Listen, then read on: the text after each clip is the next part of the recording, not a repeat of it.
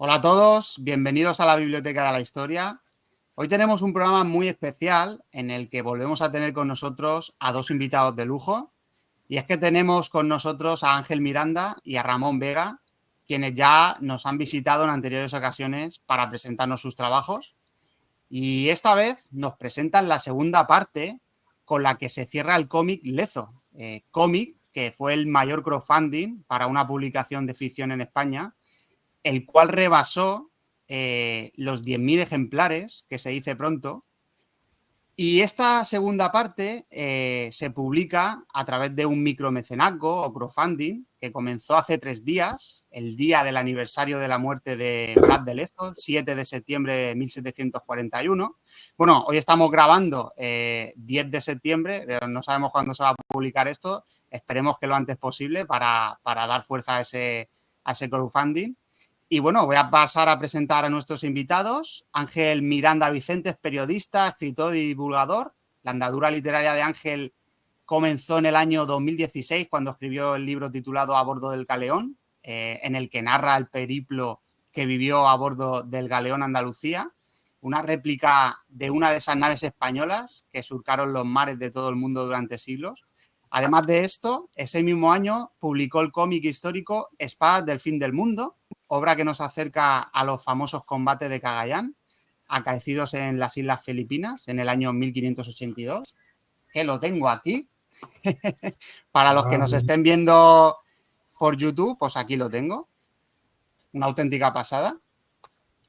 En 2020 publicó Lezo, primera parte del trabajo que presentamos hoy, en el que narra la épica batalla de Cartagena de Indias, en la que Blas de Lezo dio una lección a los ingleses comandados por Vernon, que también lo tengo aquí. Vamos, una auténtica pasada. En 2021 publicó su obra Carrión, un canalla sin ventura, que es una novela histórica sobre la vida del marino y aventurero español Juan Pablo de Carrión, en la que también nos hablaron de los famosos combates de Cagayán. Aquí lo tenemos también. Y en 2023 presentamos su libro sobre Diego García de Paredes, el gigante de Extremadura, libro titulado Paredes, la leyenda, que realizó junto con Ramón Vega, al igual que los cómics de Blas de Lezo y los otros libros que hemos hablado anteriormente. Y ese libro no lo puedo enseñar porque lo tiene mi hijo en su habitación. Mejor imposible. Bienvenido, Ángel. Muy buenas, muchas gracias, Serión. Ya sabes que nosotros aquí estamos como en casa. Un placer poder estar aquí charlando otra vez y más con motivo del lanzamiento eso, ¿no? De una nueva obra. Y oye, qué gusto, ¿no? Hacer una entrevista con alguien que se ha leído y que tiene ahí además bien a mano todas estas obras que hemos ido sacando a lo largo de estos años. Por supuesto, un placer. Y nuestro segundo invitado es Ramón Vega, que es doctor de Historia del Arte por la Universidad de Oviedo y posee varios másteres de docencia e investigación con mención de calidad. Cuenta con más de una treintena de publicaciones nacionales e internacionales y ha participado en múltiples congresos y ponencias. Fue profesor de Patrimonio Etnográfico e Historia del Arte del siglo XIX en la Universidad de Oviedo y además fue comisario e investigador en el Museo Naval de Madrid. Y no me olvido de esos fabulosos programas que hace con B1, que son una pasada. Y bueno, si él nos quiere comentar, actualmente se encuentra en tierras muy lejanas realizando, vamos, unos trabajos estupendos. Así que nada, bienvenido, Ramón. Un auténtico placer, como siempre. Y sí, estoy un poco lejos. Estoy en Singapur, precisamente estudiando sobre historia naval. Faltaría más, aunque más en mi ámbito de Asia. Pero la cuestión está en que el señor Blas de Lezo también tenía mucho que ver con ello y ya lo veremos durante el programa de hoy. Pues sí. Pues hoy vamos a hablar de la batalla de Cartagena de Indias y de lo que esta supuso para la situación geopolítica del momento. Pero antes quiero que Ángel nos hable de los otros dos autores, además de él y de Ramón, que han participado en la creación de este cómic histórico y que a continuación también nos cuente en qué consiste este crowdfunding y qué podemos conseguir en las diferentes etapas de este crowdfunding. Pues encantado. Sí, lo primero, comentar eso, las dos personas que forman parte del proyecto, pero que no están aquí ahora mismo, que son Guillermo Mogorrón, el dibujante, y Miguel Ángel Abad, que es el colorista. Con Guillermo iniciamos la andadura de la primera parte del cómic de Lezo, ¿no? Un poco la historia, como tú bien has dicho, es, yo primero publiqué el libro de viajes de mis singladuras a bordo del galeón, y después un poco, bueno, como estas cosas que suceden toda la vez, surgió la idea de lanzar, de por qué no, había un hueco, ¿no? Una falta de cómics históricos actuales en el mercado español y por qué no empezar a contar esas grandes historias pendientes, como fue el primero, Espadas del Fin del Mundo, con los combates de Cagayán, y luego con esta primera parte de Lezo, ¿no? Que conseguimos que Guillermo se subiera a bordo. Digo conseguimos porque Guillermo es un fuera de serie, es un dibujante que ha estado trabajando para Marvel, para DC, para las grandes editoriales del cómic, incluso norteamericano. Entonces era como, ¡guau! Vamos a tener a alguien que ha estado trabajando en lo top para hacer nuestras historias patrias, ¿no? más llamativas, más importantes, uno de nuestros personajes capitales para este tipo de narrativa, como era Blas de Lezo. Entonces conseguimos, Ramón y yo le convencimos, conseguimos juntar los astros y Guillermo Mogorrón se subió a bordo de lo que fue la primera parte de Lezo, una andadura que comenzó hace ya 6 años y ahora terminando esta segunda parte. Por el camino del proceso de creación de la primera parte, Guillermo necesitó que le echaran un cable y tenía un buen amigo personal que era el señor Miguel Ángel. El señor Miguel Ángel es un ilustrador y un dibujante increíble, o sea, es un artista con todas las letras, también ha trabajado en Boom Studios, en Spa Studios, IDW, o sea, también es alguien con una trayectoria y bueno, que es un maestro con los pinceles y yo creo que es algo que se puede ver en las páginas de Lezo, sí, ¿no? Esas gamas cromáticas, ya no solo la habilidad en los colores, sino cómo maneja esos colores con intencionalidad dramática en función del tipo de escena que estamos contando. Vamos, le dan un nuevo nivel a las páginas que hemos creado previamente, pues Ramón y yo con el tema de documentación y guiones y Guillermo con los lápices y las tintas. Y bueno, pues hemos lanzado ahora la segunda parte de crowdfunding. Ya digo, el primero fue hace 6 años, aunque tardó 2 años y medio así en llegar a los mecenas. Entonces, digamos que ha sido hace 3, casi 4 años cuando los mecenas y los lectores que compraron posteriormente el cómic en tiendas disfrutaron de la primera parte.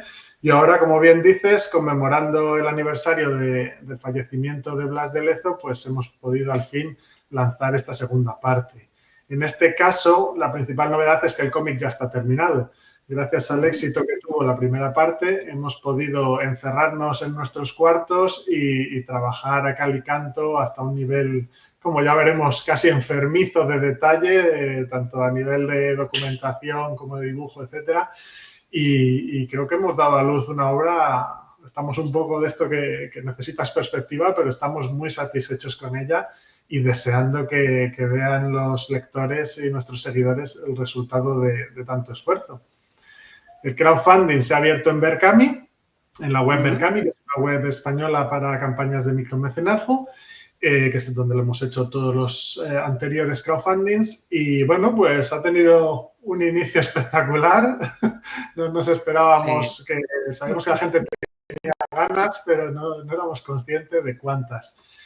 Y bueno, pues eso, como en otras ocasiones, para el que no tenga un poco en mente cómo funcionan estas campañas de micromecenazgo, en este caso es una especie de prelanzamiento. Es decir, el cómic ya está terminado, así que la gente reserva el cómic que va a recibir en diciembre.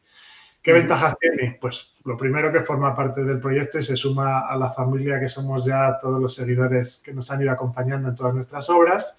Y luego, bueno, pues tienes el cómic por un precio inferior, lo vas a recibir antes que nadie, lleno de regalitos como postales, marcapáginas y diferentes regalos que vamos desbloqueando en función del éxito que tenga la campaña.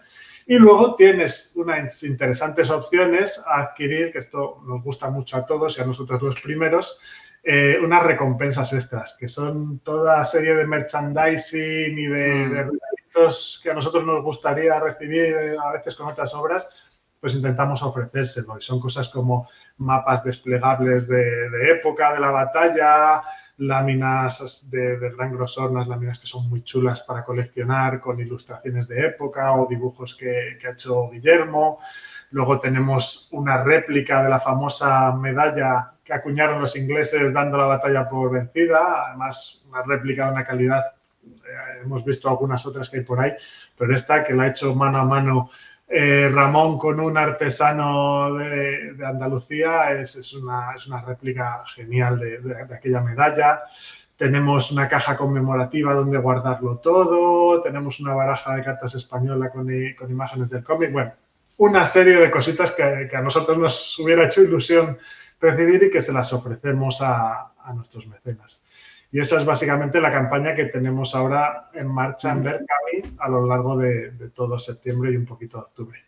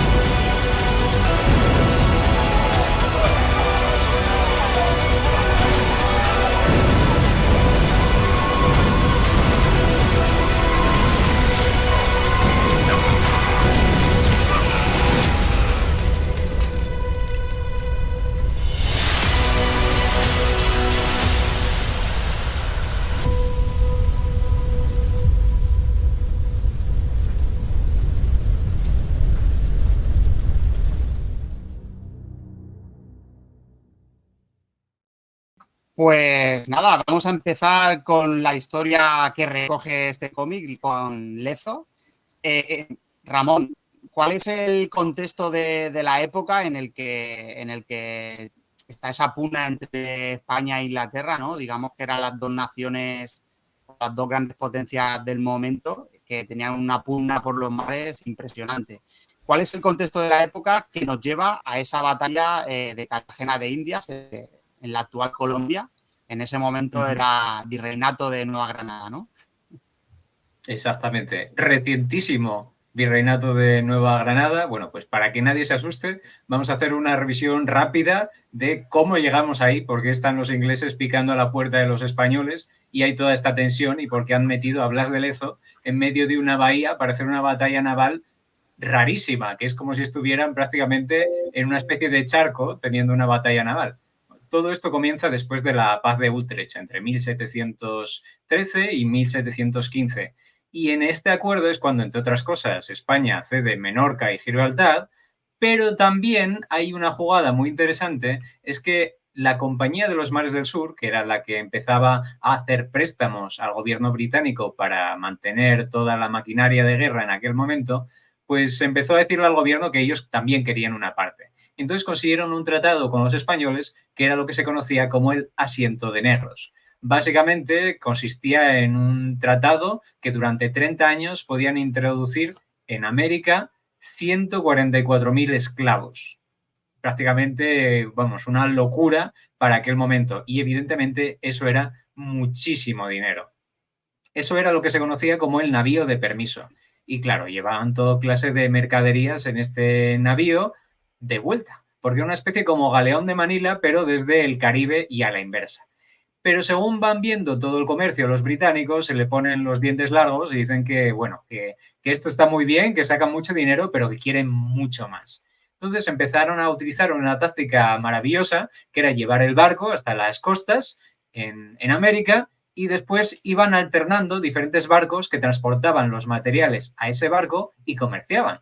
Ellos, en teoría, no incumplían ningún acuerdo, ya que había un barco que era el que comerciaba, que prácticamente no tenía fondo porque constantemente les estaban volviendo a recargar, entre comillas, todos los materiales. Funcionaba como una especie de barco nodriza y evidentemente esto disparó todo clase de especulaciones, de contrabando, absolutamente de todo.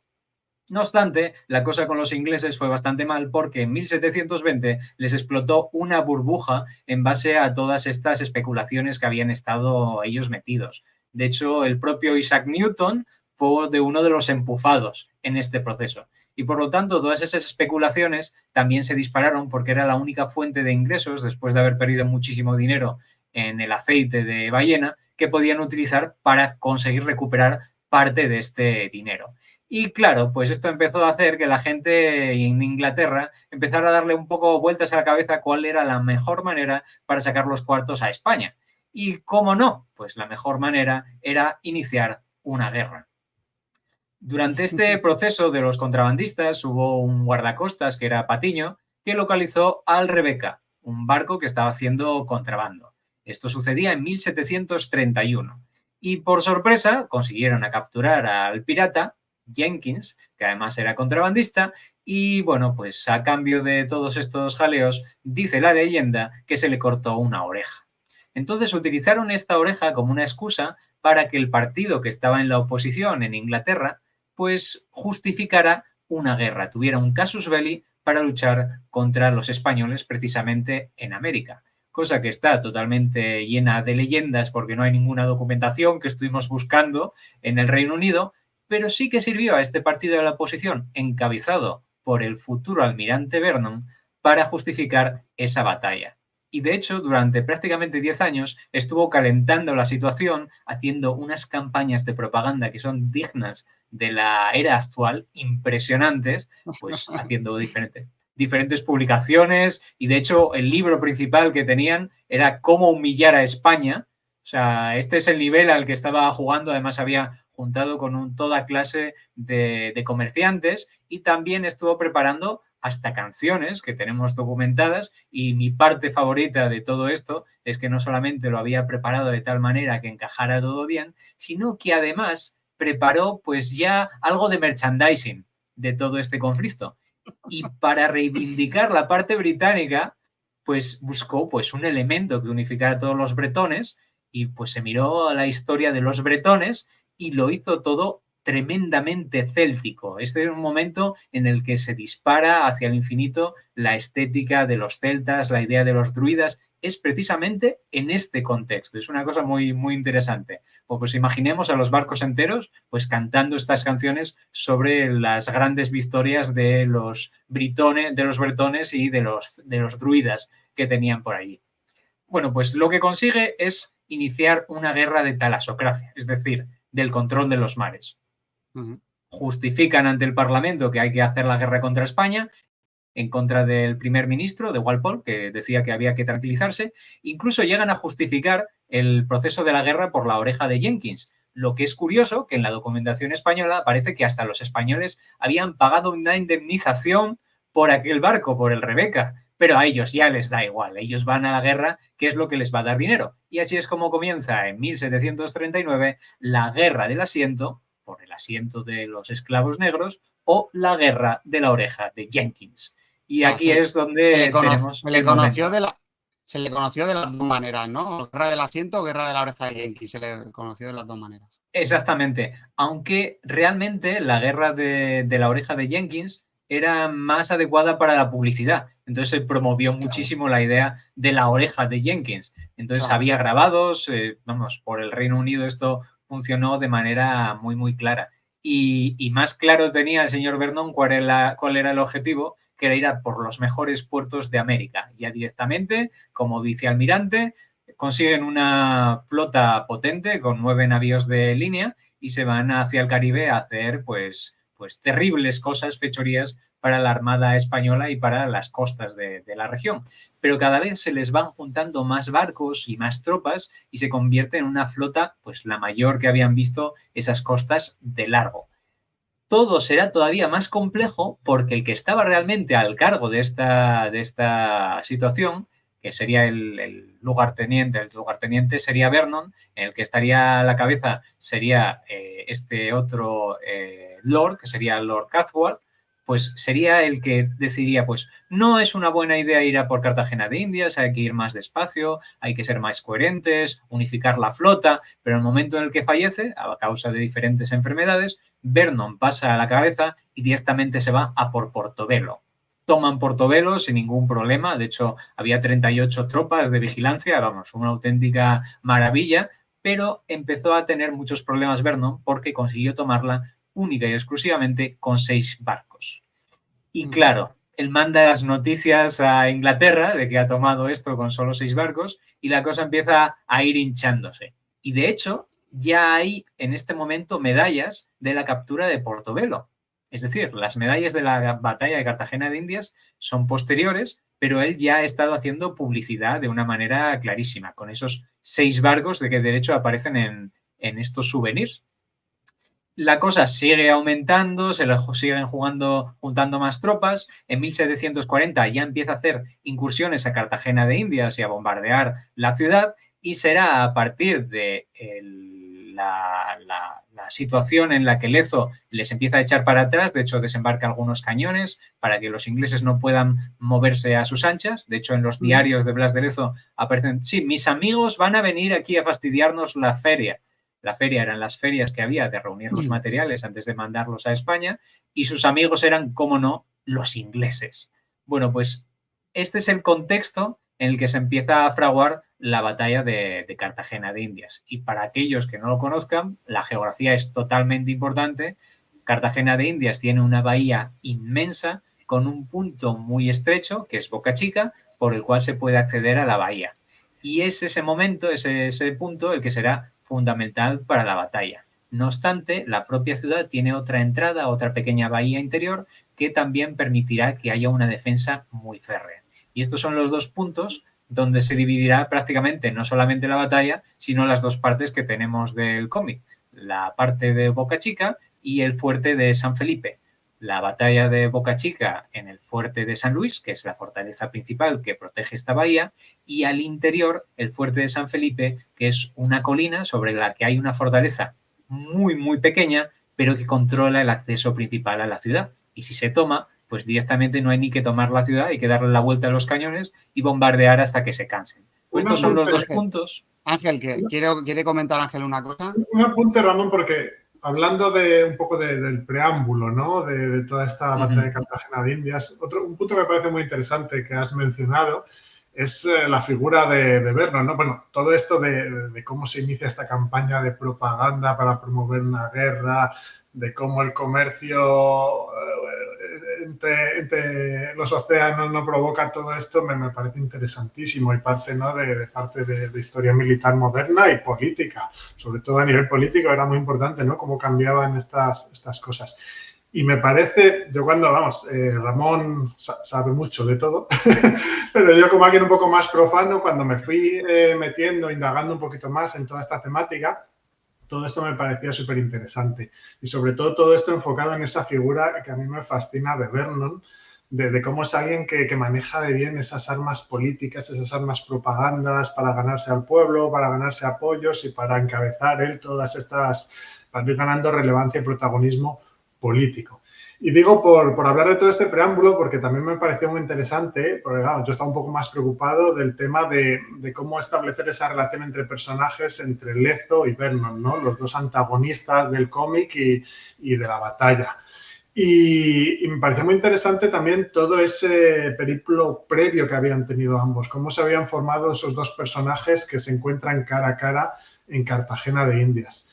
Por una parte me sorprendió toda esta figura de Vernon, de cómo encarnaba todo este tipo de propaganda y ¿no? Un poco de la mala cara de cómo puede ser un militar de alto rango y cómo puede utilizar la propaganda política y todos los recursos de estas formas con manipulación y exageraciones, todo el tema de los bretones, ¿no? Eso de cómo utilizan las raíces del pueblo para encontrar una nueva identidad, todo este espíritu también un poco con relación con el tema protestante, ¿no? De los elegidos, del pueblo elegido que va a limpiar un poco las ignominias que le han hecho los españoles y a ganarse su puesto por derecho propio. Y cómo veíamos esto en contraposición con alguien como Lezo. Porque una cosa que hemos hecho en el cómic, como decía Ramón, tiene 2 partes, y en cada una de las partes hemos hecho un pequeño flashback contando un pequeño pasaje de la vida del pasado del joven Lezo, digamos. Hemos utilizado 2 momentos muy importantes y muy icónicos, como son cuando pierde la pierna y cuando su ojo resulta dañado, ¿no? Eran 2 momentos icónicos que nos parecían muy chulos para hacer estos pequeños flashbacks que cortan la historia un poco, ¿no? Y le dan un poco de aire a la historia y profundizan en el personaje y cómo llega a ser ese personaje que es en Cartagena de Indias. Y una sorpresa maravillosa fue para mí el descubrir que tanto en la batalla de Vélez Málaga, que es cuando pierde la pierna, como en la batalla de Tolón, que es cuando su ojo resulta dañado, en ambas batallas hablamos de un Lezo prácticamente adolescente en Vélez Málaga y un joven Lezo en Tolón, que en ambas batallas estaba presente Vernon también en esas 2 batallas. Me pareció, como guionista, ¿no? Que me había caído del cielo esa casualidad. Y efectivamente, estaban ambos allí, pero también un poco como es el estilo de Vernon, digamos que estaba un poco más en la retaguardia y Lezo estaba en primera fila recibiendo los golpes y perdiendo partes de su cuerpo. Y eso me lleva mucho a cómo son estos 2 antagonistas perfectos para mí, ¿no? Mientras que Vernon es alguien que utiliza esos aires y que el tío es buenísimo en ganarse la gente, en establecer un discurso con el que ganarse los recursos y la gente que necesita, es un fuera de serie. Pero por contra tenemos a un Lezo, que es alguien que está siempre al pie del cañón, que ha estado aprendiendo en las batallas al pie del cañón hasta dejarse, como digo, partes de su cuerpo, y que es alguien que es un estratega y un militar increíble, de unas habilidades fuera de lo normal, pero que al mismo tiempo es alguien que carece, y esto se ve no solo en Cartagena de Indias, como veremos después por sus problemas con Eslava, sino previamente con otros altos mandos, con los virreyes, etcétera, carece de ciertas habilidades sociales y políticas. Es alguien, pues, con muy mala leche, un poco huraño. Él es alguien que ve, oye, hay que ganar esta batalla, hay que hacer esto y se centra en eso, pero no le distraigas con politiqueos, con tonterías, que muchas veces, tratándose de altos cargos militares, tienen mucha relevancia también, ¿no? El saber entenderte, llegar a acuerdos y tal con los que tienes cara a cara de tu propio bando.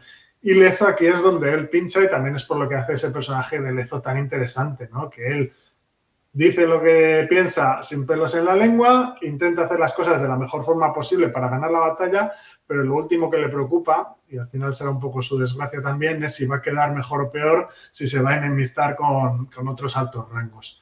Y esta bipolaridad entre Lezo y Vernon a mí me parece maravillosa. O sea, dentro de la batalla, que ya de por sí es una batalla súper interesante, el tener estos 2 personajes tan distintos, enfrentados cara a cara y enfrentados a tantos niveles, me pareció maravilloso. Y cómo es algo, como digo, es un preámbulo que viene del pasado, que ya se han visto las caras, sus carreras militares son totalmente distintas en este aspecto, y cómo en Cartagena de Indias se produce este enfrentamiento final entre estas 2 grandes figuras, insisto, que cada uno buenísimo en su terreno. Vamos, totalmente de acuerdo. Y bueno, es que, como se suele decir, la película se cuenta sola. O sea, la realidad supera la ficción. Vemos a veces que en ciertas películas intentan meter muchas historias, muchos matices para hacer una historia atractiva, pero es que aquí la historia de por sí, la realidad, es súper atractiva. O sea, vamos, os damos las gracias por hacer estos cómics, por contarnos esta historia, pero es que si hicieran una película contando la realidad, esa dualidad entre Vernon y Lezo, es que saldría una película, vamos, fabulosa, ¿no? O sea, es que es una pasada. Y luego, ahora que has comentado eso, Ángel, el tema de las heridas de guerra que fue recibiendo Blas de Lezo a lo largo de esas batallas, una curiosidad que quiero que nos cuente Ramón antes de que prosiga con la batalla de Cartagena de Indias es ese apodo de medio hombre. Ramón, cuéntanos, porque yo tenía por seguro de que ya cuando ya perdió esa pierna, el ojo y luego creo que la mano, ya se le empezó a conocer en el mundillo militar, naval, como medio hombre. Cuéntanos, Ramón. Bueno, pues esto, a partir de ahora también tenemos más barra libre. Me tocaba un poco de contexto histórico, darlo ahí a palo seco, pero bueno, a partir de ahora ya podemos interactuar mucho más. Bueno, pues el caso del medio hombre es que realmente no lo tenemos documentado que en ningún momento durante el periodo en que estuviera Blas de Lezo vivo se lo hubiera mencionado como medio hombre. Hay algunas sospechas de que en Cartagena de India lo llamaran el teso, que es de hecho en Colombia, como se le conoce a Blas de Lezo, el tieso, por motivos obvios, pero hasta finales del siglo XIX no tenemos la referencia a alguien que se llame el medio hombre. Y de hecho se lo debemos a Benito Pérez Galdós, nada más y nada menos, en el libro de Trafalgar, que es cuando ya aparece un personaje que tiene exactamente todos los problemas para desarrollarse físicamente del mismo Blas de Lezo, y es al que llaman el medio hombre, para que nos hagamos una idea de cómo ha pervivido este tipo de historias o de frases. Todas las frases que hemos puesto citando a Blas de Lezo en el cómic son auténticas, y también hemos trabajado mucho el cómo se refiere y cómo habla en base a su correspondencia y a citas que hacen sobre su propio texto. Y esto lo hemos aplicado a todos los personajes, para que se vea más o menos.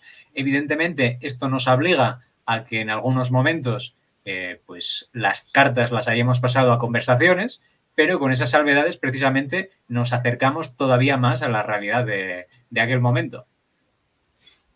Sí, yo creo que hemos intentado un poco, obviamente una figura tan importante y tan llamativa como Lezo, pues genera mucha, no leyenda, sino pues genera mucho ruido, ¿no? Y se habla mucho de ella.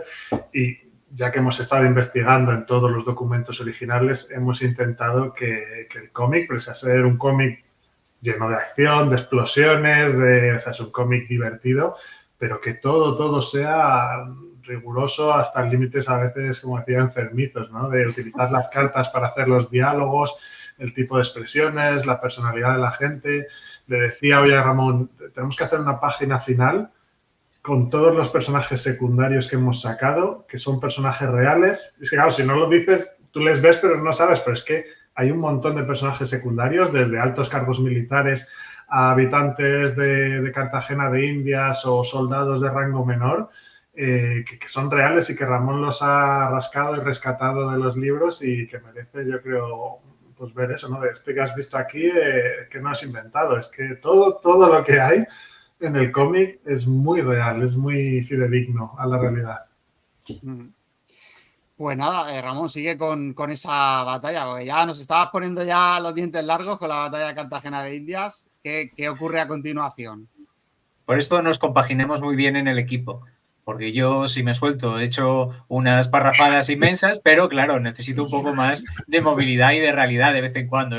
Cosas de historiadores. Ramón, parrafadas no, lo explicas estupendamente. O sea, vamos, yo me quedo boquiabierto nada más oyéndote explicar todo con ese tipo de detalles. O sea, que es un placer.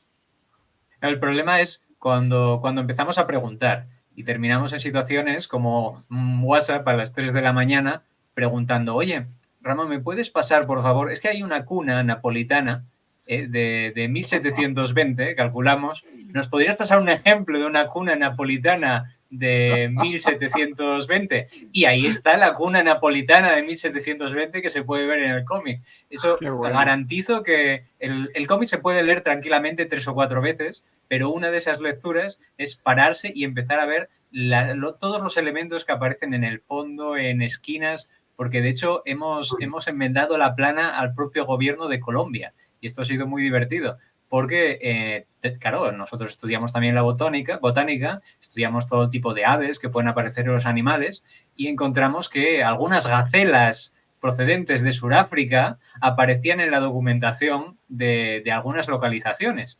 Evidentemente, algún biólogo muy gracioso decidió poner en una isla diminuta los nombres en latín, esperando a que nadie supiera de diferentes tipos de cérvidos. Y nada, pues ahí la había colado y estaba en documentación del gobierno. O sea que hasta esos niveles nos vamos, pero que quedan muy encubiertos. En la parte del dossier hay un poco más de chicha, pero bueno, vamos a pasar ya a la preparación a la batalla, porque claro, habían ido los amigos de Lezo a visitar las costas en 2 ocasiones, Lezo les había echado para atrás y Lezo en aquel momento era el comandante de guardacostas, es decir, era el que se encargaba de luchar contra los contrabandistas. Y de hecho tiene algún caso en el que más que luchar formaba parte de ellos, unos casos penales muy interesantes de Blas de Lezo llevando contrabando a determinados sitios. Cosa que también hay que anotar, era habitual por parte de los almirantes y de los marinos, no se salvaba absolutamente nadie porque te podía llegar el pago de tu sueldo con 2, 3, hasta 8 años de tarde, vamos, De que retraso, podían llegar muy, madre muy mía. tarde, de retraso. Entonces, claro, en estas situaciones, pues también se puede entender un poco más. Y el señor Blas de Lezo, entre otras cosas, pues se dedicaba a comerciar con sedas inglesas y con sedas procedentes de China. Entonces, cosas que nadie esperaba en algún momento encontrar, pues como que Blas de Lezo primero había estado trabajando por Perú y las costas protegiendo parte de las rutas del galeón de Manila y también se había hecho pues con su propia colección de piezas. Pero bueno, en estos preparativos estaba Blas de Lezo pues con las fortificaciones, preparando cómo podía ser la defensa contra los ingleses, trabajando con un ingeniero suizo que es de Snox, que es un ingeniero suizo que trabaja para España. No sería el único y tenemos muchos ejemplos a lo largo de la historia, pero bueno, para que empezamos a ver que esto es el origen como de una guerra mundial, porque tenemos más de 40 nacionalidades metidas en la batalla de Cartagena de Indias. Bueno, el caso es que mientras está preparando todas estas cosas, llega el que será el nuevo virrey del nuevo virreinato de Nueva Granada, que es Eslava. Eslava es este nuevo gobernador, el que habíais mencionado previamente, y claro, aquí la cosa se pone muy, muy seria, porque no era un cualquiera, había sido el abanderado del último tercio. Y también había coincidido en algún desembarco con el mismísimo Blas de Lezo, cosa que hay también que tener en cuenta. Nosotros para hacer estas cosas hemos cuadrado todos los diarios, hay algunos trabajos previos sobre las batallas de Cartagena de Indias, pero también hemos ido metiendo mucha documentación, tanto inglesa como francesa, como evidentemente española, para ir sacando un poco más de materiales, ir aportando a todo lo que teníamos, aparte de muchísima correspondencia que hemos metido. Bueno, pues el caso es que Blas de Lezo en esta defensa dice que por lo menos hay que duplicar el número de cañones, porque había buenas fortalezas alrededor de todas las entradas, incluso en el interior de la bahía, pero faltaban muchos cañones y faltaban sobre todo hombres. Se calculaba que faltarían unos 200 cañones y que solo estaba el regimiento fijo, que eran 667 hombres, y Lezo andaba pidiendo más hombres. Bueno, no solamente no habrán incrementado el número de hombres en el regimiento, sino que decrecerá de aquí al inicio de la batalla. Y se generan muchos problemas también. Dime. Perdona si te corto de vez en cuando, Ramón, pero es por hacer valer tu trabajo en el cómic. No. Aprovechar.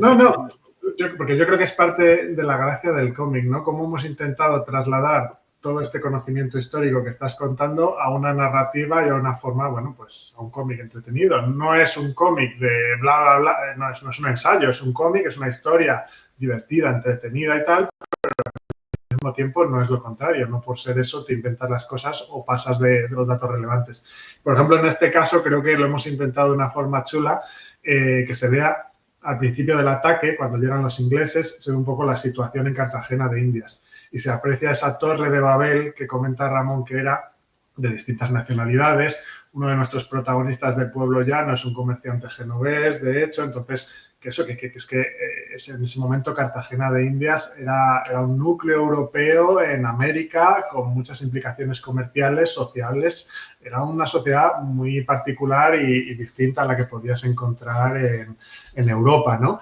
Y, por ejemplo, ese tema del reclutamiento, ¿no? De que andaban flojos de hombres, igual que los ingleses vienen con muchísimos soldados, ¿no? Que luego veremos también cómo incluían a los irlandeses y a los americanos un poco de carne de cañón, pero en Cartagena se empieza a reclutar a todo Dios, básicamente, o sea, hacen falta manos, ¿no? Y parte de nuestra historia, porque no solo queríamos contar la parte bélica, que obviamente nos encanta y es la más llamativa, la más espectacular, pero también queríamos reflejar un poco el contexto social.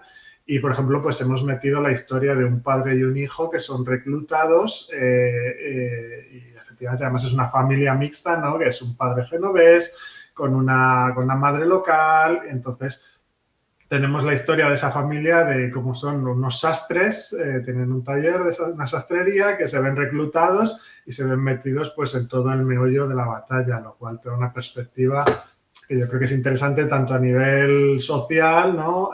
Como a nivel bélico también, ¿no? De cómo no todo eran soldados y cómo gente como Lezo tuvo que apañarse con lo que tuvo. Y te dejo continuar, Ramón, perdona por el apunte. Solo mencionar que estos son también personajes reales, que está absolutamente inédito y tenemos la documentación, entre otras cosas porque se convencía a la gente que estuviera en Cartagena de Indias a formar parte de las tropas, de los irregulares, entre comillas, porque esto les otorgaba también la nacionalidad española. Y este señor genovés no la tenía. Y por lo tanto, sus descendientes también podrían tener la nacionalidad española. Y por tanto, también se ve este proceso de este conflicto de las naciones, cuáles son los límites de las naciones. Y como decía Ángel, hay gente de muchos países. Había hasta turcos dentro de Cartagena de Indias. Pero, por ejemplo, tenemos, cosa que es muy, muy importante, a los propios ingleses que sí estaban aprovechando parte de este comercio del asiento, pues poniendo dinero para que se defienda Cartagena de Indias. Porque bueno. ven que se les acaba el chollo. Claro. Entonces, es para ver un poco este contexto. Incluso dentro de las tropas de los ingleses, no solamente pues estos estarían los grandes bretones, sino que también habría estos americanos. Estaría el primer desembarco de tropas, de los primeros marines americanos, los tendríamos aquí presentes, pero también había canarios, porque también tenían necesidad de gente y donde llegaran, pues se llevaban a todo el mundo. ¿Quién le iba a decir que no a toda esta inmensa flota británica? Pues entonces, para ver la complejidad, y después hay un otro apartado, que también es el que estaba yo aquí preparando de contexto, que es el punto de vista de la defensa por tierra y por mar. La primera parte del primer cómic se basa en la defensa entre tierra y mar y con la importancia de los barcos españoles que están ahí presentes, pero la segunda parte es ya en tierra. Entonces, ¿cuál es la realidad de este conflicto? Porque Vernon es un almirante y tiene un lugarteniente de tierra que sería Wentworth. Y por el otro lado tenemos otro conflicto entre Slava y Lezo, donde Slava es de tierra y Lezo es de mar. Entonces, claro, las estrategias se empiezan a combinar porque saben que en algún momento pues todo puede fallar. Entonces se tienen que estar preparando. Puede haber un desembarco, puede haber un asalto por tierra, puede haber una simulación de ambas cosas. Entonces esto también ayuda a ver también el conflicto que había entre Slava y Lezo. Pues tenemos un doble conflicto. En la primera parte del cómic, el primer cómic, hablaba sobre el conflicto en el que hay una armada, que es la que llega de los ingleses, y una combinación de una fortaleza, el San Luis, y cómo los barcos de Lezo, los 4 navíos de línea que podía tener en esta entrada, en Boca Chica, pues se defendían. Pero la segunda parte del cómic, pues es este que hemos publicado ahora, es cuando ya pasa todo a tierra y lo fundamental es el conflicto en tierra. Entonces, claro, aquí cambia también mucho porque existe otro conflicto, se solapa. Por un lado tenemos a Vernon contra Lezo, pero esta llegada a tierra implica también que Wentworth, que es el de tierra de los británicos, y Slava son los que realmente van a hacer que haya una oposición dentro de los propios bandos. Está tierra y mar por un lado y tierra y mar por el otro. Y esto genera unos conflictos muy internos. Las decisiones que toma o quiere tomar Lezo, tan claras y tan drásticas, pues se contrarrestan completamente con las decisiones de Slava, que son mucho más duditativas, mucho más pausadas, porque le pueden hacer la envolvente por cualquier sitio. Lezo plantea una estrategia en la cual él ha participado y se ve al principio del cómic que tiene una serie de experiencias previas de lo que es el conflicto de un asedio, de una combinación entre terrestre y naval, pero en el caso de Lezo, además conoce muy bien a Vernon y sabe que Vernon va a aplicar todo lo posible al conflicto desde el punto de vista naval, porque quiere volver a Inglaterra y tener medallas en las que diga que con solo 6 barcos tomó Cartagena de Indias. Eso, y de hecho, eso es lo que iba a comentar, Ramón. ¿En qué momento se ocurre esto de lo de las medallas?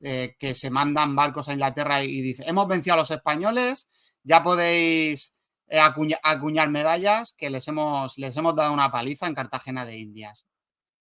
Pues precisamente en el tránsito entre un cómic y otro, Justo al final, cuando entran en la bahía, de hecho, tenemos parte de los textos que se pueden ver de qué es lo que dice Vernon, que manda una carta a su mujer avisando de que sí, que esto ya está hecho. Esa escena ya hemos terminado.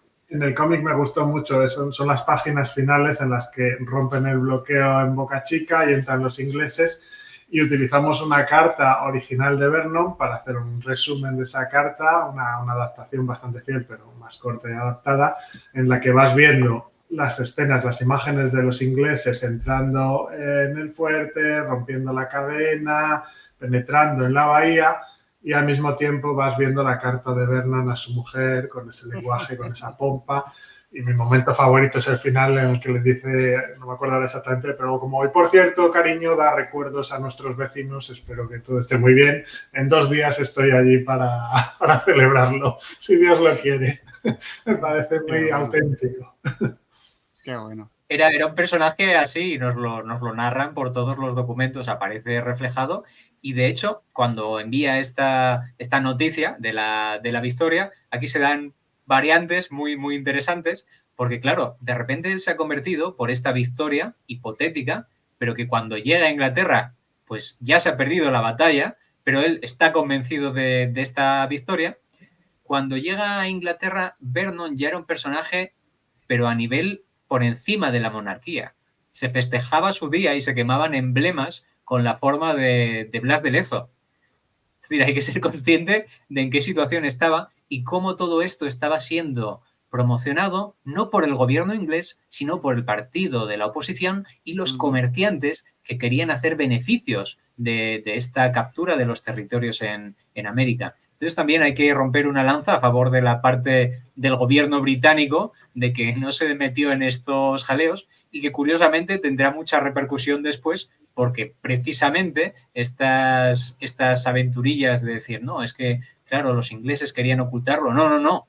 La parte del partido que estaba en el gobierno se rió de Vernon y de esta situación una auténtica barbaridad, porque claro, los estaban derrotando políticamente. Claro. Esa es la situación en la cual precisamente las tropas de tierra, sobre todo, serán los que cuenten sus propias historias de qué sucedió en Cartagena de Indias y no sean ni parecidas a lo que estaban narrando Vernon. Entonces, por eso tuvimos que juntar también tantos textos y tantas fuentes documentales ante estas tesituras, además desde el principio. Pues bueno, lo que tenemos también... Un apunte, me gusta en esta segunda parte del cómic cómo se ve ese choque, ¿no?, entre los sueños de Vernon, sus ansias, sus ínfulas de vencer de una forma majestuosa y sencilla por todo, y cómo se va topando con la realidad, que es que los españoles se agarran como garrapatas a cada fortaleza, a cada terreno, y se le empieza a complicar la cosa y Vernon empieza a sudar, y ese conflicto del que hablabas con Wentworth y con sus subalternos, ¿no?, de Vernon, de él, de que no, que mañana os quiero ahí ya, que ya hemos dicho que habíamos ganado.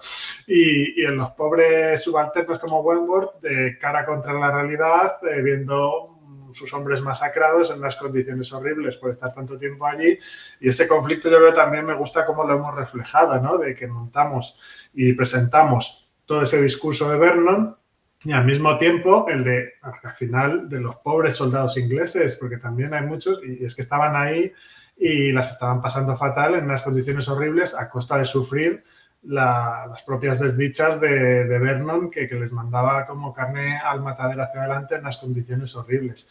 Y eso se ve, y también a mí es una parte que me gusta mucho, cómo ves las vivencias de ciertos soldados ingleses o del cirujano Smollett que tenemos, que cuenta, y tenemos escritos suyos contando pues la parte chunga del ejército inglés que vivió en Cartagena, que fue muy jodida.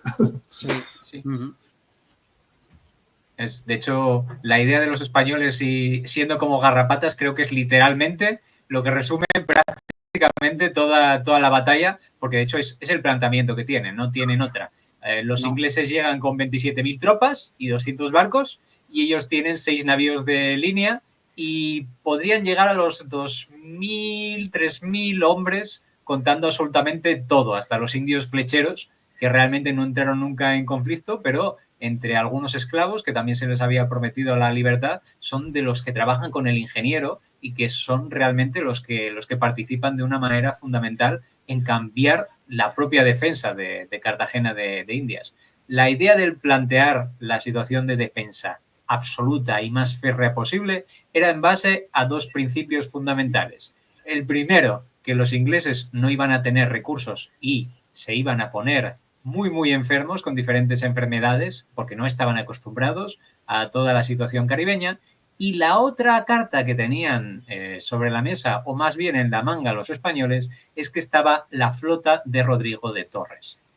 Esta era la flota realmente potente en el Caribe y había marchado no hacía mucho tiempo de Cartagena de Indias. Entonces esperaban hacer una envolvente a los británicos. Lo que no sabían los defensores de Cartagena de Indias es que Torres no tenía ninguna intención de volver en absoluto, porque era completamente suicida, y todavía peor, Torres se tenía que reunir con la flota francesa para hacer una flota mucho más grande, puesto que eran aliados en aquel momento. Pero los franceses ya habían firmado un acuerdo con los ingleses para no participar.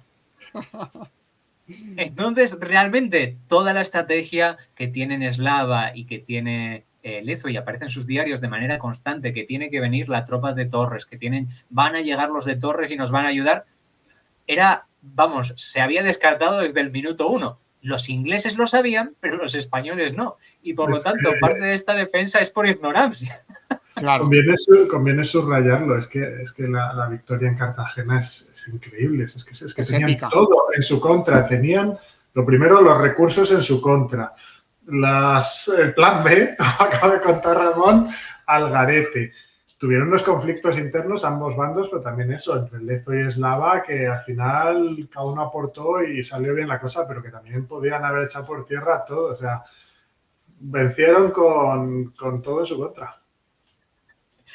Vamos, que fue un gol por toda la escuadra y que posiblemente, si hubiera estado Lezo por su cuenta o Eslava por su cuenta, no habrían salido así las cosas. De que precisamente el que hubiera este conflicto generó una sinergia que hizo que ambas partes pudieran funcionar. Pero no nos vamos a ir más por los cerros, vamos a hablar de la parte de batalla. Ya me podéis detener en cualquier momento para hacer cualquier tipo de consulta, porque estamos a 13 de marzo de 1741 y comienza la batalla de Cartagena de Indias. Primero, como hemos visto, por la batalla de Boca Chica, que es esta estrecha posición con el fuerte de San Luis, que es el que sirve de defensa, y ahí es donde están los 4 navíos de línea de Blas de Lezo apoyando según relatan las propias fuentes de los ingleses, la mejor posición posible.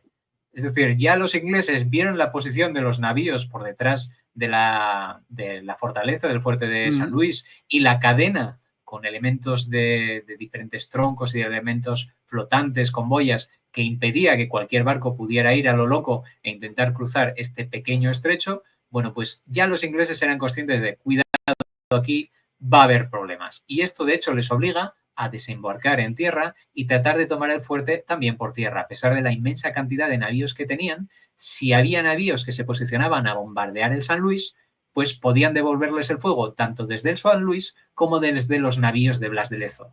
Y solo había una única ubicación donde podía emplazarse un barco o un navío de los británicos para bombardear el San Luis. Entonces, la posición era plenamente perfecta. La estrategia era muy, muy buena y los ingleses pues tuvieron que ir poco a poco tomando territorio y generando también conflictos a Blas de Lezo y a Eslava porque cada uno tenía una visión diferente. Blas de Lezo quería salir del fuerte y arrasar a los ingleses antes de que desembarcaran todo, mientras que Eslava estaba planteando hacer esto con la mínima cantidad de recursos posibles porque temía que al norte de la ciudad pudiera haber otro desembarco y que esto fuera una estrategia de, digámoslo así, de despiste.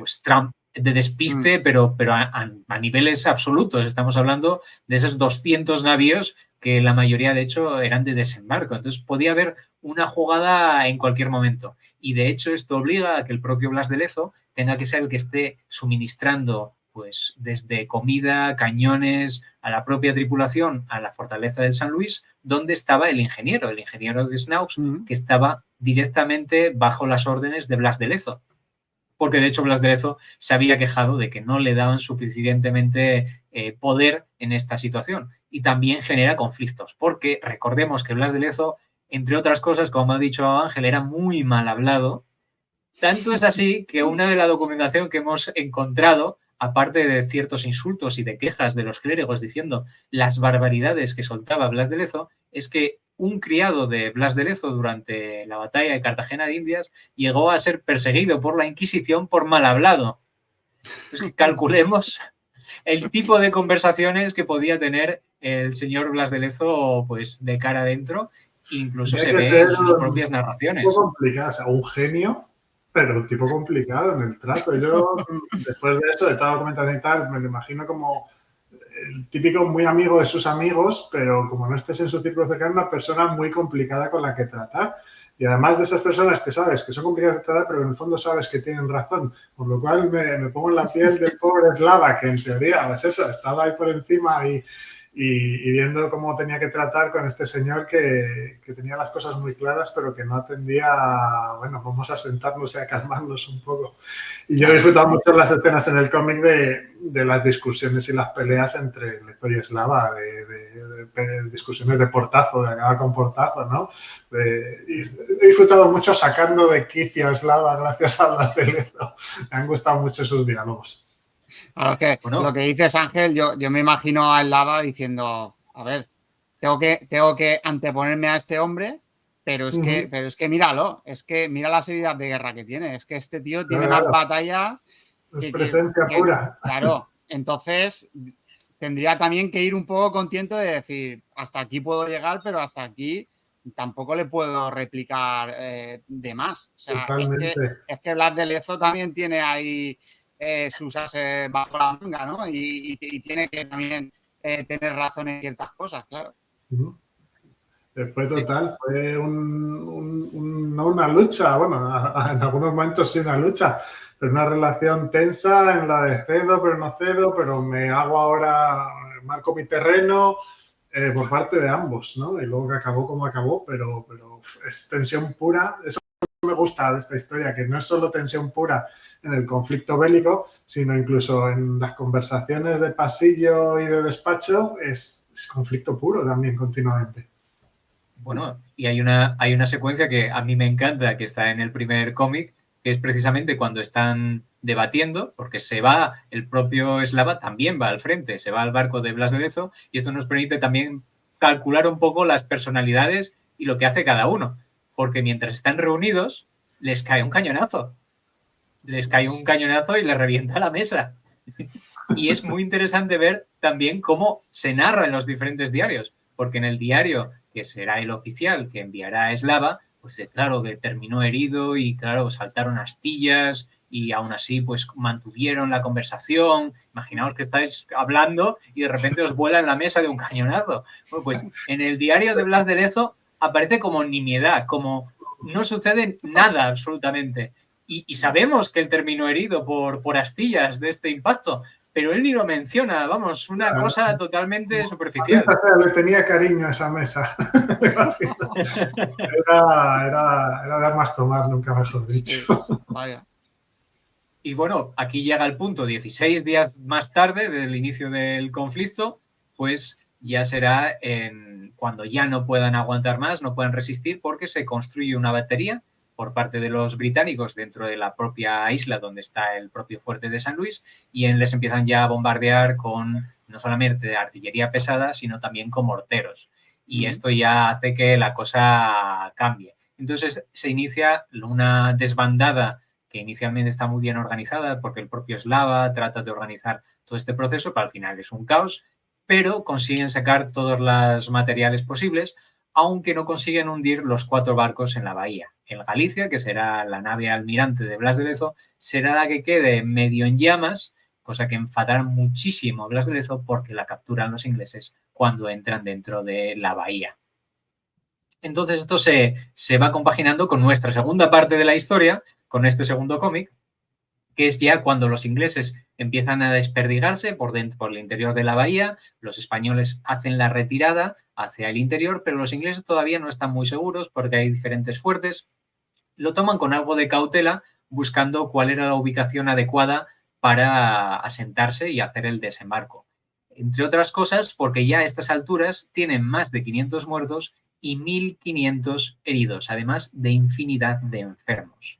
No estaban preparados para esta situación y entonces, claro, empiezan a bajar las tropas inglesas de maneras que no es el propio conflicto. Por eso le viene muy bien a los españoles tratar de ralentizarlo todo lo posible. Llega la fiebre amarilla, que es fundamental, empiezan los mosquitos a hacer el vómito negro el día a día de las tropas inglesas, y esto lo contamos muy bien con la parte de Smollett, con los diarios de este médico inglés, que además fue el primer traductor al español del Quijote, casi nada, el señor Smollett. Bueno, pues claro, aquí está todo el mundo, no tenemos segundas líneas, esto es un pequeño personaje dentro de la historia, para que veamos también la cantidad de historia que está integrada dentro del propio cómic. Si tuvieras tiempo y páginas, madre mía, es que tiene Qué detalles bueno. maravillosos por todas partes.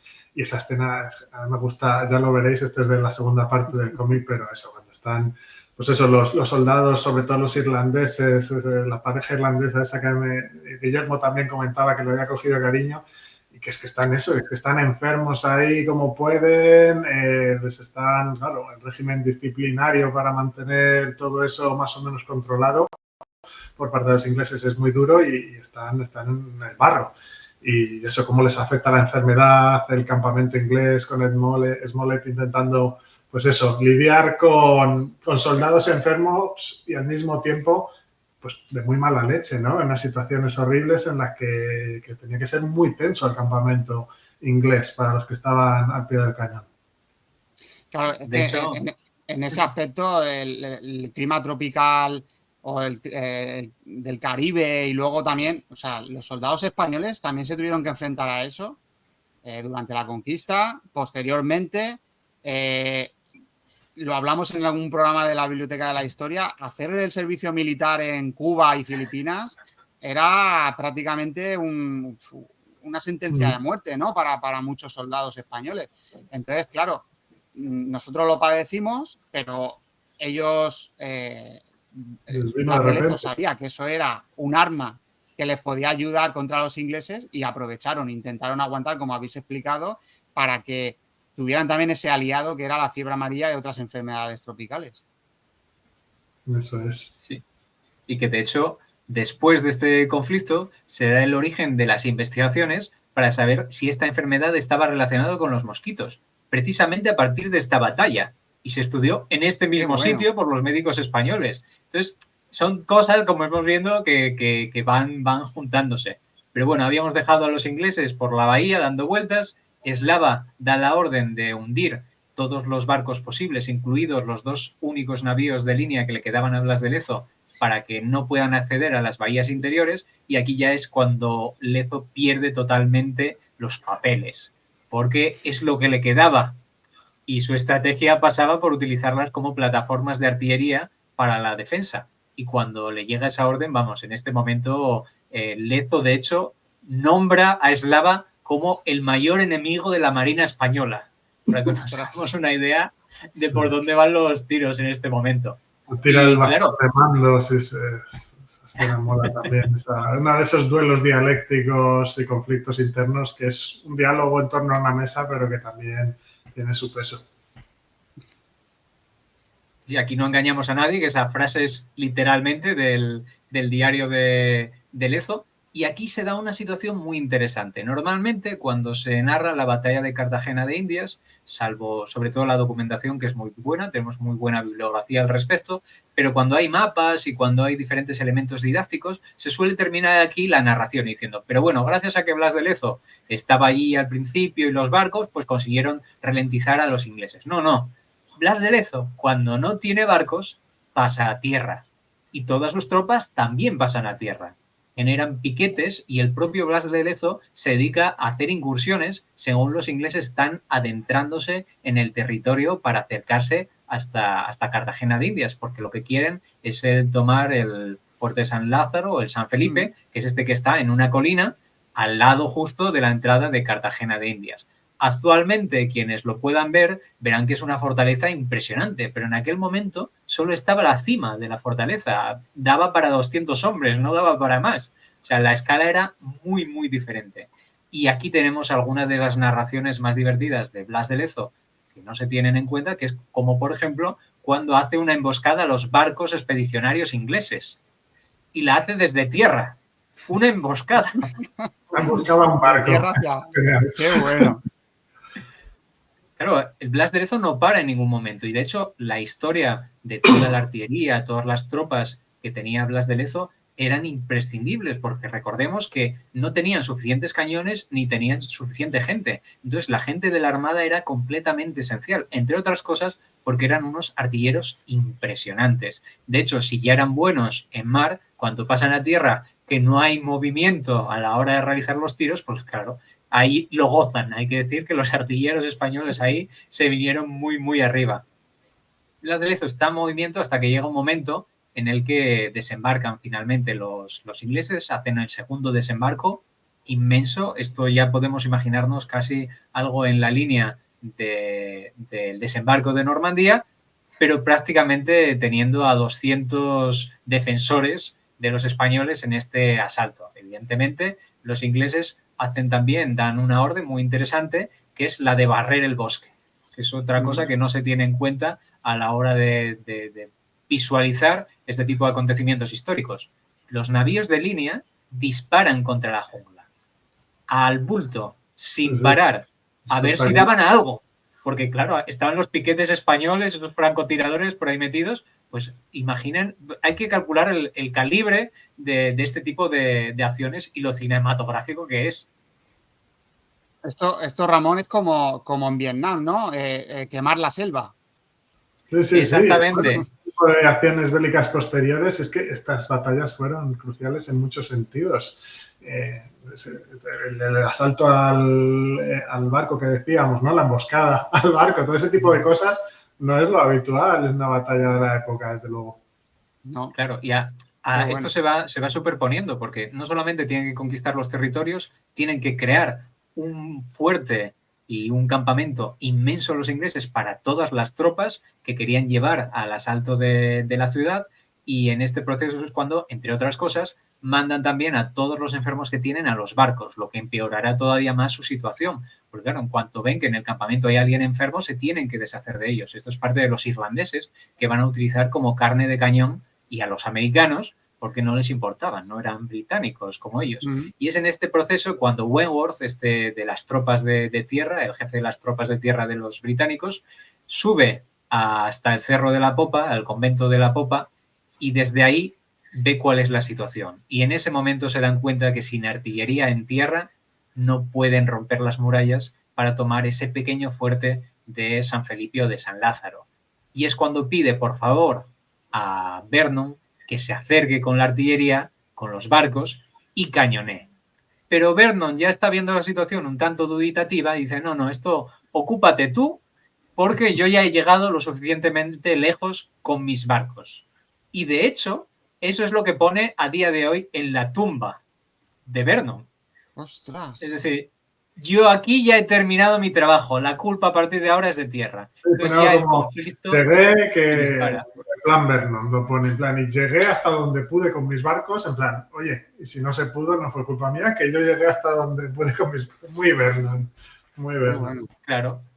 Entonces Vernon ya está en momento de super ego en este momento y ya es cuando obliga a lanzar a las 4.000 tropas a tomar la fortaleza al asalto.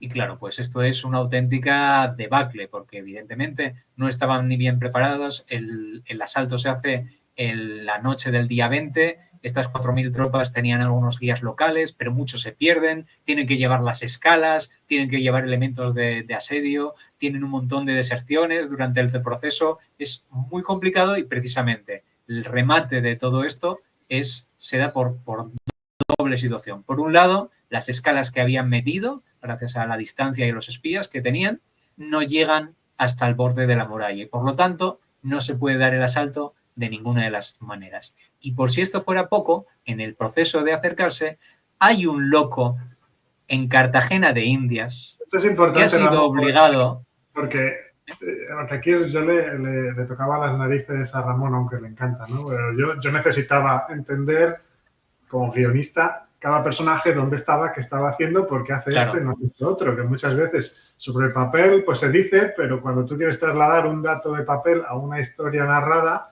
no es tan sencillo, no puedes andar... La realidad es caótica, pero las narraciones tienen que tener un orden. Entonces pero ¿qué pasó con Lezo, no? Porque eso no os queda muy claro. Si habéis leído muchos relatos en torno a lo que pasó, el papel final de Lezo, como decía Ramón, una vez cuando los barcos ya no están en juego, sus barcos, queda más desdibujado. ¿Y dónde estaba Lezo? ¿Pero Lezo hizo algo o ya se fue a descansar? Y no. Lezo, como iba a contar ahora mismo Ramón, ahí estaba un loco, ¿no? Claro. En la fortaleza, pues aparte de diferentes rangos militares, recordemos que solo cabían realmente 200 tropas. Se habían preparado, habían construido más fortalezas alrededor para hacer complicada el acceso, pero se habían construido en 15 días, no tenían más tiempo.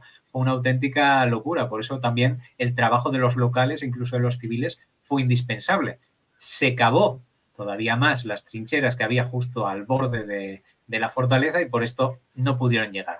Esa orden la dio Desnaux, este ingeniero suizo, pero aquí está la historia. A Blas de Lezo, eslava, porque Blas de Lezo andaba loco por ahí con los piquetes, que son con los grupos como de unos 50, 100 hombres, pues asaltando a los ingleses y atacándolos sin piedad en cuanto mandaban exploradores por tierra. Entonces llega un momento en el que tiene un debate, que se podrá ver en el cómic, con Eslava, y Eslava dice, estoy ya cansado de este hombre.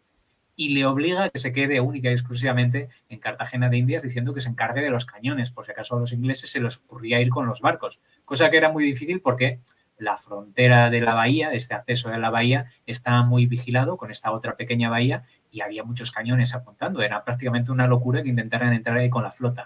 Pero el loco del señor Lezo, en este caso, se dedicó a apuntar los cañones por encima de las tropas y por encima de una colina. Todavía no había amanecido y bombardeaba las tropas inglesas.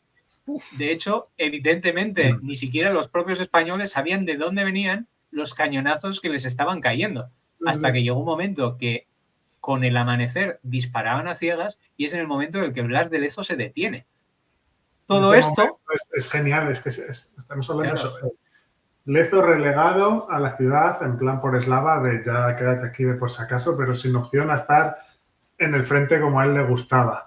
Y coge con los cañones que tiene y hace unas parábolas prácticamente imposibles por encima de sus tropas y de refilón tiene que salvar su fortaleza que si se descuida le da a los suyos contra esos ingleses que los españoles estaban desesperados, aunque los ingleses venían en esas malas condiciones que ha descrito Ramón, no deja de que eran 4 gatos en una fortaleza pequeña intentando defenderse contra una muchedumbre, una marabunta de ingleses que viene. Entonces, Lezo hasta el último momento, pese a que ha sido relegado y lo que decíamos antes, él no era alguien que iba por a ver cómo voy a quedar yo después en los libros de historia, era alguien de yo ahora voy a hacer todo lo que esté en mi mano para derrotar a esos ingleses y salvar Cartagena, me da igual el resto y lo que me hayan dicho.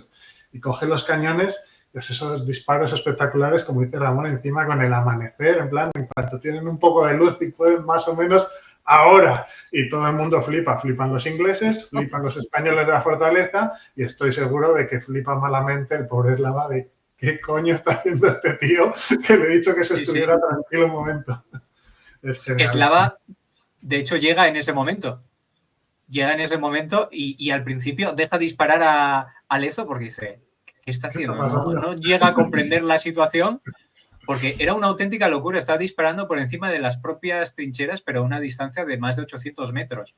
Es decir, los conocimientos matemáticos y de artillería en este momento, cuidado con el señor Lezo, que esto se puede olvidar. Gran marino, pero un marino era un auténtico, digámoslo así, MacGyver de las matemáticas. Eran gente muy, muy formada y Blas de Lezo no era menos. Bueno, pues... Después de este asalto al San Felipe, con 170 muertos por parte de los británicos y casi 500 heridos. Pues algunos de ellos, de hecho, son tomados prisioneros y son muy bien cuidados por parte de los españoles, cosa que aparece en toda la documentación. Bueno, pues llega el momento de la ira de Vernon, que se enfada muchísimo y carga de artillería en Galicia y lo mete directamente hacia el interior de la bahía para que obligara a Lezo a dudar sobre si hunde o no hunde su propio barco, si piensa en capturarlo.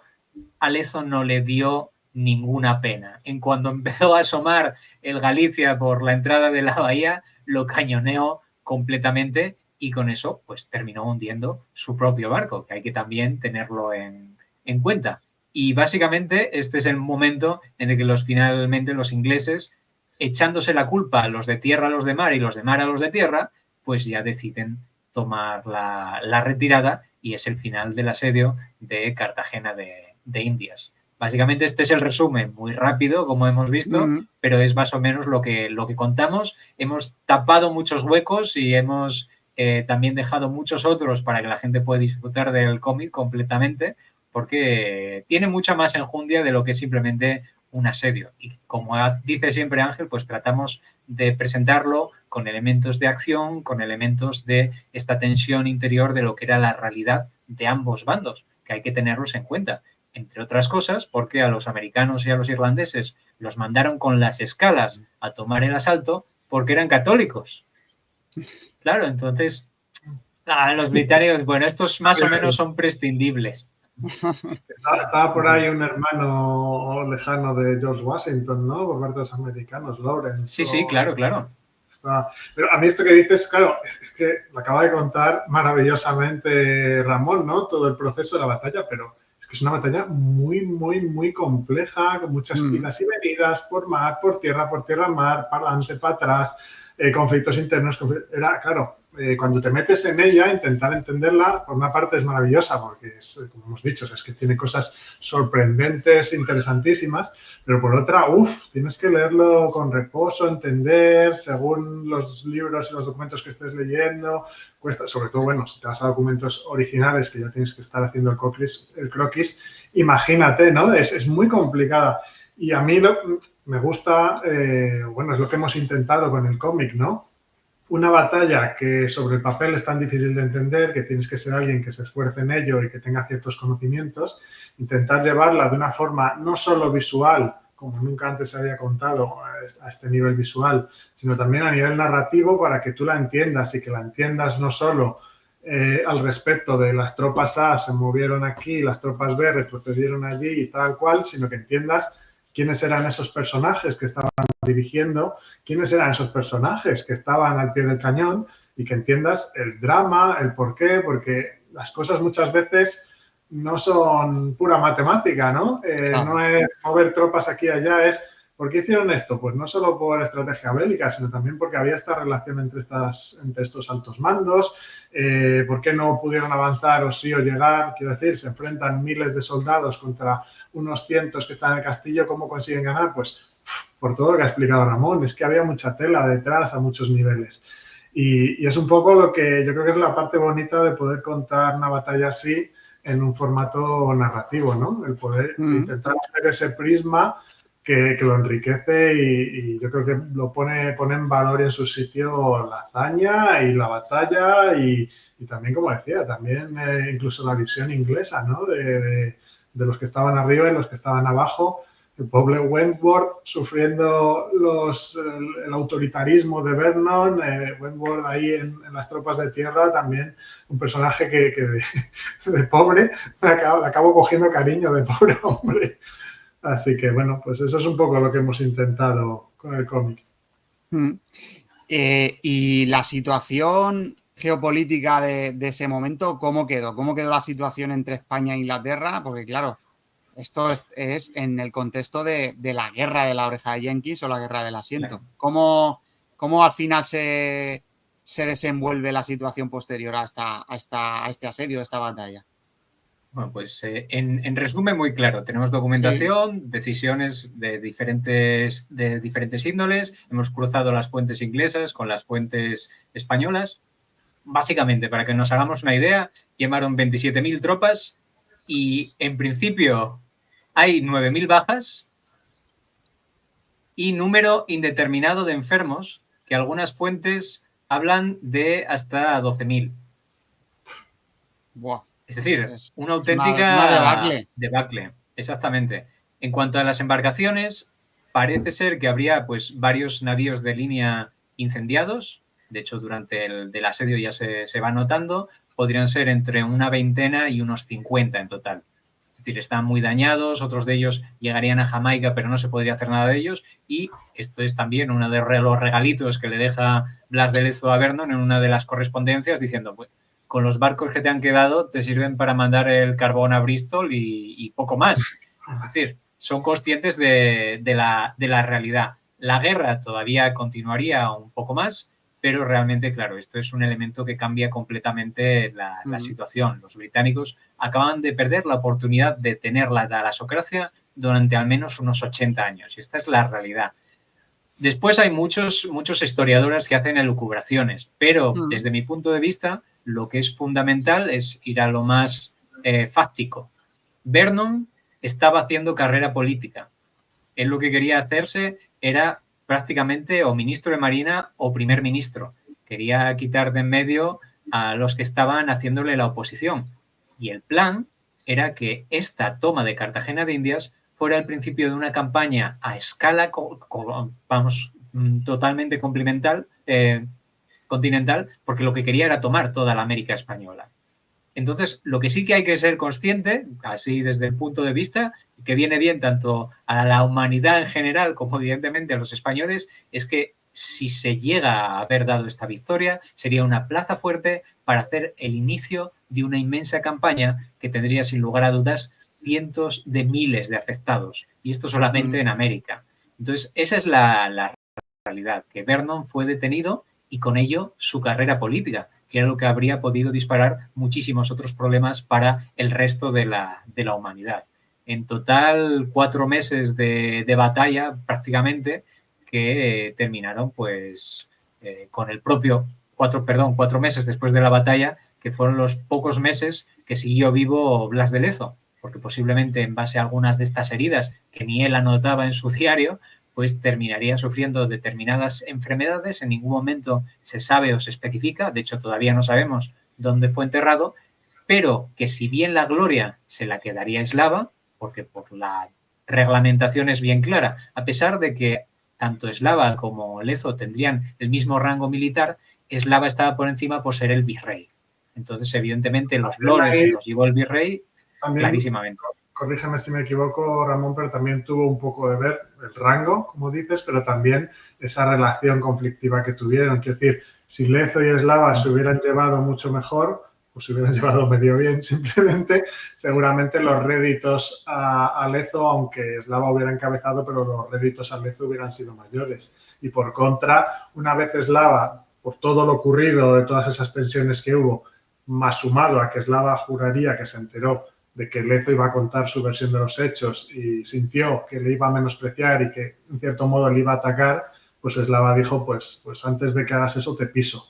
Y soterró a Lezo, no solo le soterró su labor, sino que incluso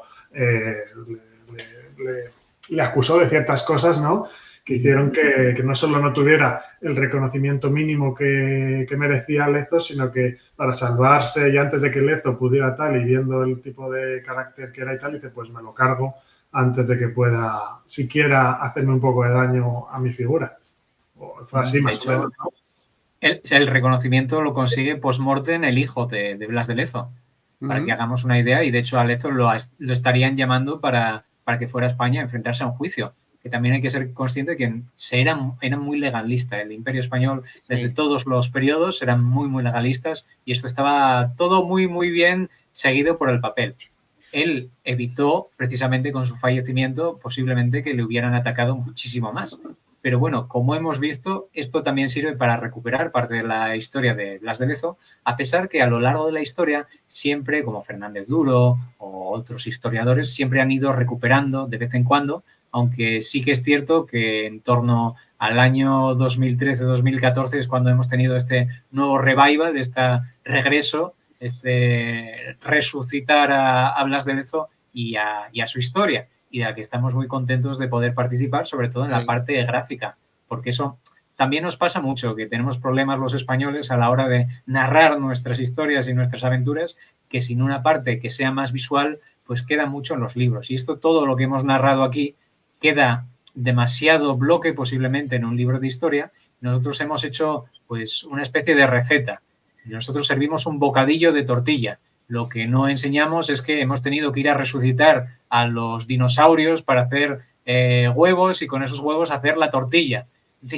Hemos hecho la parte complicada para hacerla mucho más digerible. Exactamente. Pues como siempre ha sido un auténtico placer teneros en la Biblioteca de la Historia y poder ser partícipe de alguna manera de este proyecto. Aquí tenemos la primera parte de este cómic que presentamos hoy. Esta es la primera parte del cómic de Lezo. Y nada, está en marcha el crowdfunding de la segunda parte, que dejaré en la descripción del programa todos los enlaces para que todo aquel que quiera participar en este proyecto lo tenga más a mano. Y nada, chicos, como siempre, un placer, Ramón, Ángel, que hayáis visitado la Biblioteca de la Historia. Gracias a ti por darnos la oportunidad de contar nuestras batallitas y por tratarnos tan bien y seguir nuestro trabajo desde el principio. Muchas gracias también por seguir incrementando esa Biblioteca de la Historia como usuario. Exactamente. Pues nada, y a los oyentes, muchísimas gracias por participar en esta aventura que es la divulgación histórica. Un saludo a todos.